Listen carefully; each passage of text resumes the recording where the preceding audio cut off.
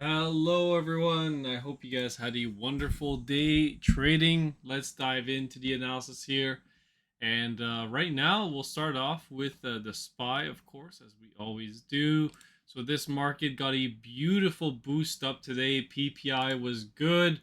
Favorable PPI report. Market rallied immensely, up 1.64%. CPI comes out tomorrow. Are we going to get even some better data tomorrow to drive us up even higher? Are we even going to take out this high here at 554? And I take a look at the triple Qs as well. A big move up in the triple Qs. Excuse me, up over 2.4% today. So an amazing move in the triple Qs. It looks like it wants to push higher as well as you broke this downsloping trend line. And then you also are still good on the 45-minute cycle, right? We held the 45-minute cycle. Same thing for the SPY. The SPY held up. You can see this bounce here. Looks like it was a dip buy into another rally. But are we topping out soon, right? That's the big question that most people are asking. I'm seeing a lot of people getting really bullish now that, oh, that's it. The dip buys are back. It's business as usual. Could be, but would it be wise to be more cautious as after the recent drop that we got and the Nikkei melting down? And yes, we did get the Nikkei bailout, but I'm paying attention to the US JPY pair. As you guys can see, the uh, the the the currency for the Japanese yen is strengthening right now against the US dollar. The DXY is imploding, or actually got another big drop. I shouldn't say imploding, but got a pretty strong move down today again. So it looks like the four is set. And at the same time, the 20-year yield and the 10-year yield are getting a big pullback. So signals risk off, and people are getting risk on, right? In these markets, they're getting risk on, loading up on the big cap tech once again after they got a pretty tremendous pullback, because that's what's been the norm, right? We get a pullback, and if we get a substantial pullback, it's Christmas. It's the best buying opportunity that you could ever get, and you should buy as much as you can. And since then, Nvidia has rallied 27%, so bulls are correct so far. Same thing for Tesla. Got a nice little rally after the big lows since Japan collapsed, 14%. Meta and all these other big cap names have rallied to new highs. Or I shouldn't say new highs, but some they've taken out like the weekly highs, I should say, since then. So they've made substantial movements towards the upsides since then. And is it wise to start loading up with the market? And once again, I would say it's probably more wise to either stay on the sidelines or to start hedging with some possible short position for more downside. And that's what I've been doing. Today, we finally hit my target area for the triple Qs. We went right into it. Same thing for the SPY. The IWM did not hit. It looks like it wants to make its way up here, but it could have ended today. It doesn't take much for the Elliott wave theory to finish. And technically, you've met the technical requirements. It's just to make another high. Although I would like for the IWM to come into this area, and that could definitely do it with a good CPI report. We could be pushed into this area here, but that would mean the Qs are going higher, the SPY is going higher, and the Dow Jones is going higher as well. And the Dow Jones also hit my short area. So for now, the Dow Jones hit my target. Now it's a short, but again, are we going to get this instant reversal? A lot of people are looking for that instant gratification trade where we reverse immediately, like we did when I said we were shorting into this area if we got that big drop. I had no idea that Japan would collapse and it would drop like this. But now that we have, I can tell you guys with confidence that we have a new target for another corrective move down, which is where we are right now. All right, and then again tomorrow the markets are gonna open. They're gonna play out, and I'm either gonna look like an idiot or I'm gonna look like a genius, right? This one made me look like a genius, and it was funny, and it's funny when it plays out your way, but it doesn't always play out like that. And I guarantee you, if I get this wrong, people will have something to say. But it's not about getting it wrong; it's just knowing where you are in the cycle. So again, on the triple Qs, I have us going down for possibly one more low here into a corrective bounce, and then maybe you can go to new highs. Could the 4 end earlier? Could it end right here now? Yeah, it could. It very well could. You got a big, massive bounce on the daily time frame here. Price went from 425 all the way to 463. Let me take a look at a few more things here. So I wanted to talk about the TLT, right? The bond yield. So the TLT continues to push up here. You should still continue higher inside of this fifth wave, and this should be technically risk off, right? People are getting into bonds, getting out of equities.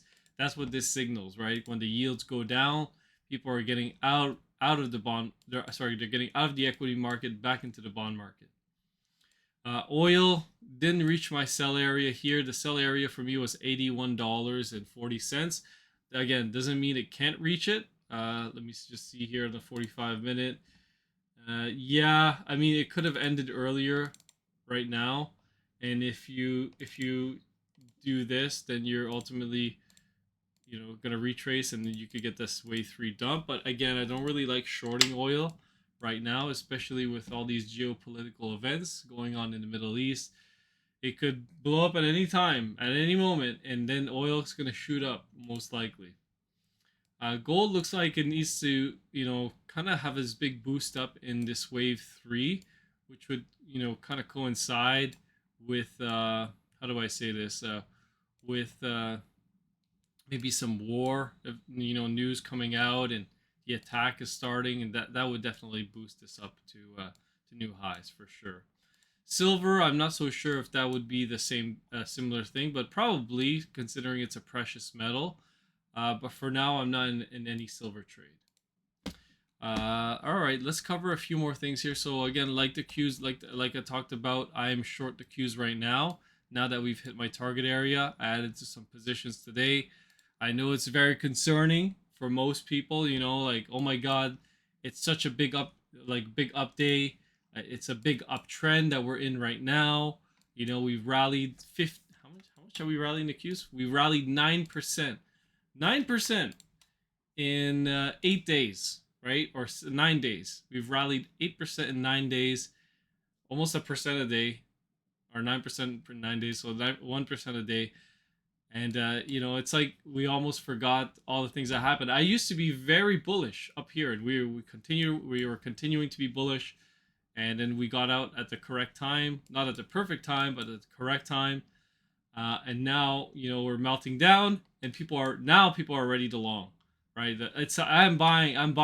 I want to buy now. I wasn't ready to buy here when the trend was up, but now that the trend is down, I want to buy. So just know when you're longing into these scenarios where the CPI is going to come out tomorrow and you don't know how it's going to play out. This is a downtrend. We're actually in a downtrend right now. We've been going down since July 10th. Now we're July 13th, so we've been going down for about a month, and I expect at least one more low, one more capitulation move before it's all said and done. And if we do break these lows, then a panic could really take over the market. Again, that would be a black swan event, but you would need the news to come out to be so bad that the market just gives up. Everyone is getting out at the same time, and then you could really have a big capitulation move. I've stopped even labeling where the gap fills are at, but there's probably a bunch more. Like probably again another one here. All these white lines that I had are gap fill areas, and we have gap fills towards the upside, right? We got gaps up here now, gaps up here, and people are talking about the gaps that we have to fill. We have to go back up, right? But we didn't have to go back down to fill them.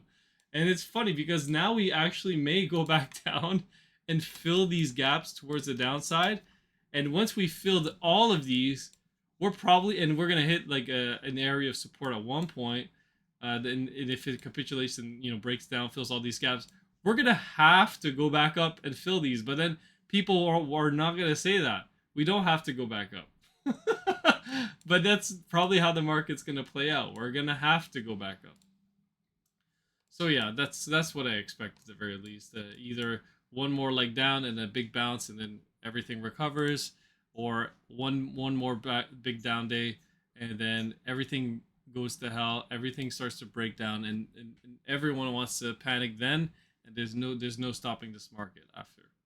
but I don't think that's the likely scenario. I think the more likely scenario is we come back down, make one more low, and then everyone just panic sells, gets out. We break this pivot here, and it's pandemonium again on the news. People are screaming, and then that's the time to buy. And I'm probably going to be loading up on positions as well, and then we're going to ride it up and probably one last rally towards the upside. But again, there's no guarantee that we do that if we break these lows and we continue to push lower. Okay, so that's my game plan here. I could be very wrong, so don't follow me. I don't recommend it. It's very high risk. The more conservative play is obviously to stay long the bonds, and I am continuing to long the bonds. We've been long TMF for a very long time, and we will continue to be long TMF. And we're going to sit on our hands and let the market pay us. And so far, they've been paying us quite well. So it looks like we're still inside this wave 3 on TMF at the very least. Let's talk about some more names here. So Nvidia, talk about Nvidia. So Nvidia finally hit the sell area today. Nvidia hit the sell area. Let's take a look at some indicators, see if there's any signs that Nvidia is going to reverse now that we are inside the sell area. Take a look at Nvidia. There you go. So you got some selling on the 24-minute. So that's a good sign that we are probably starting to run into some resistance here. People are starting to sell right at the sell area, 30-minute, 12-minute. There you go. So they are starting to unload a little bit. Does it mean it's going to reverse tomorrow on a dime? No, not at all. It's just a sign, right? And you got to take these as a warning sign, right? Not as a guarantee. People like to mistake indicators and analysis as a guarantee. There is no guarantee. There's only signs, right? And it's up to you to make your own decisions on how you want to play it. And then yeah, Nvidia here is looking quite bullish on the 1 hour, back into green money flow. You did get this red dot here. 4 hours recovering from red money flow. The daily still coming back down, although the low could be in with this big green dot, and you're getting set to rally to new highs again. Right, let's take a look at more stocks here. Take a look at Tesla. So Tesla still needs more upside. It needs to come back up into the 215, 214 area, and then you have a short area for Tesla. Okay, and let's see here. Okay, wow, Roku, look at that. Roku up 5% today. Again, Roku, very choppy action. No, still not interested in this stock. Only time I'd chance along is if it came back down here to 38. That's the only time I'd be interested. All right, let's take a look at a few other ones. So we'll talk about Mara for a bit, okay? So Mara looks absolutely terrible still. It had this massive drop with Bitcoin, right? Crypto, everything was melting down. Bitcoin has recovered tremendously. Bitcoin has bounced back up to 60,000 from 50,000, 49,000. It's a $10,000, $11,000 move. And now Mara hasn't participated at all. It really hasn't done much. Same thing with Riot platform. Most of these miners have not participated in the move, and the same goes for MicroStrategy as well. They haven't done anything, really, and it's quite concerning because it almost looks like we're gonna get another massive leg down in Bitcoin. And could this be a warning sign for the traditional markets? You know, if Mara starts to break down here, takes out this pivot, most likely, Bitcoin's probably going to get another leg down too. And that's why I think Mara could be headed into this dip buy area here, all the way down at either $7 to $3.51, or it could even go as low as $4. And I mean, at that point, you really don't want to break this pivot.